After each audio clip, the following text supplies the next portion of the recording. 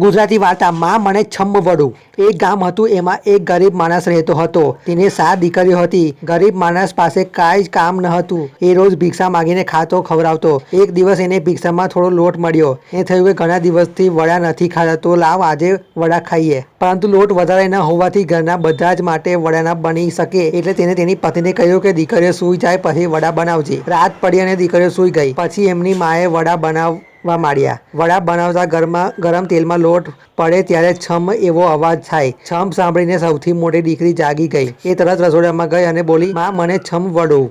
માએ ના છૂટકે એને વડું આપવું પડ્યું। પછી માએ બીજું વડું બનાવ્યું તો એનો છમ અવાજ સાંભળીને બીજી દીકરી જાગી ગઈ અને એને પણ મા પાસે જઈને કહ્યું, માં મને છમ વડું। માએ ના છૂટકે એને વડું આપવું પડ્યું। આમ કરતા 7 દીકરીઓએ એક એક વડું ખાઈ લીધું। એમના બાપને બિચારાને એક પણ વડું ન મળ્યું। એ તો ગુસ્સે થઈ ગયો। માંડ વડા ખાવા મળતા હતા અને દીકરીઓ ખાઈ ગઈ। એ તો 7 દીકરીઓને લઈને જંગલમાં મૂકી આવ્યો।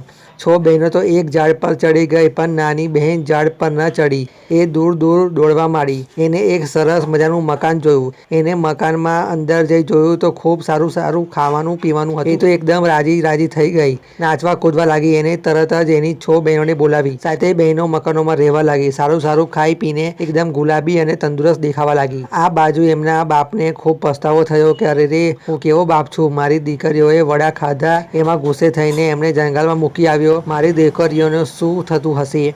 એ તો દોડતો જંગલમાં ગયો। ત્યાં એને જોયું કે એમની 7 દીકરીઓ એક સરસ મકાનમાં આનંદથી રહેતી હતી। સારું ખાઈ પીને ગુલાબી અને તંદુરસ્ત થઈ ગઈ હતી। એ ખૂબ જ ખુશ થઈ ગયો। દીકરીઓને ભેટી પડ્યો અને એને ઘણું બધું ખાવાનું લીધું અને દીકરીઓને લઈને ઘરે આવી ગયો।